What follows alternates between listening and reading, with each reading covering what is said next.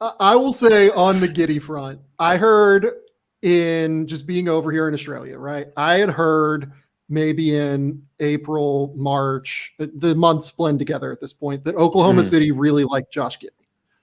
I did not hear that again for a while. And if you look at Oklahoma City's general, draft history, they do tend to kind of shut guys down and not have them work out other places. Giddey was actually pretty easy to do that with because he's been with the Australian national team in Las Vegas the whole time. So I'm not like crazy shocked by this either. It's certainly not something I had in my mock draft. It's certainly not, what I'd been hearing necessarily.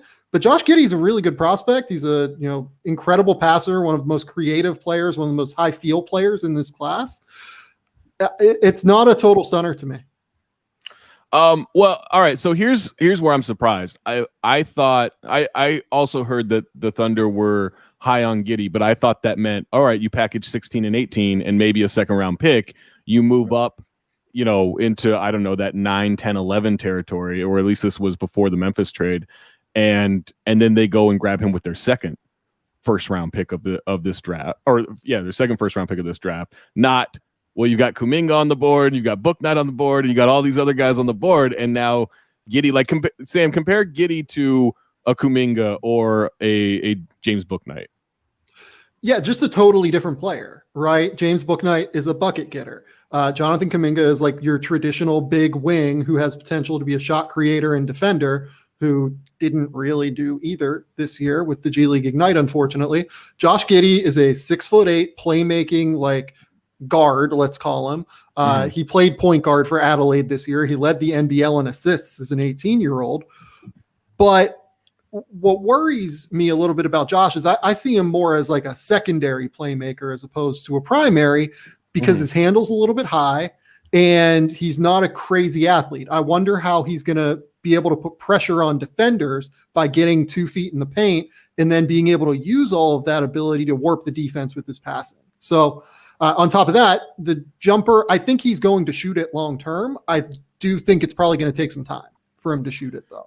So it's an interesting pick for sure. Mo, I guess if you're going to have a dude like that needs some time to develop a skill like shooting, OKC is a good place. It's very low pressure. Like, they're not going to win for a while. They're taking a very slow tanking approach, even though they don't call it tanking. That they're doing this. And so maybe Giddey does make sense there next to a Shai Gilgeous-Alexander who can also handle the ball and run some of the offense. Yeah, I mean, I think him kind of coming into the league as a secondary playmaker with Shai there, it kind of works out pretty well. But this is it's everything you said, Zach. Like, it's Oklahoma City, such a low pressure situation. It's all about development. And we've seen them develop these guys, pretty well. Look at the improvement in Lugens Dort. Look at Moses Brown before they traded him to Boston. They are focused on development because they know it's not free agency for them, right? It's going to be, can we make these young guys better? And it's going to be interesting because now we have some sort of duplication as well with like Alexei Pokashevsky and all of those things. Like, you got to start figuring out who you're going with. Like, I think what Oklahoma City is going with is like, we're just taking the guys we think are the very best in the long-term future, and whatever shakes out. Like, we'll move guys if it doesn't work out and things like that. We have abundance of picks and things, all these things. They're just taking swings right now. And, they're going to be right sometimes. Some of them we're just going to be like, wow, that was a crazy pick. The Giddey thing is interesting to me. I mean, a 6'7" point guard, that can be very, very useful. And I happen to think that passing can often be the most overlooked skill in a player, and for him to be overrated, I was going to say same. No, but for him to be a 6'7" with that type of creativity, that type of ball skills, he could have a very, very high upside. And like you guys said, for the Thunder, it's all about upside. It's all about bringing in guys. They don't really have anyone right now who will necessarily be a part of their long-term future. With Gilgeous-Alexander, there's a question of whether they'll be, on the same trajectory as he is and whether they'll keep him around.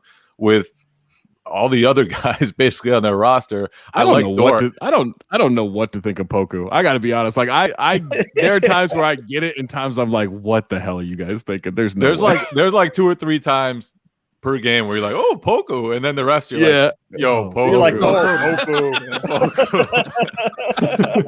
Poku. So I think Poku's got a chance, but it's almost like they are definitely not in a situation where they have to draft for need, or let's put it that way. They are drafting for sure talent, for upside, and they see it in Giddey.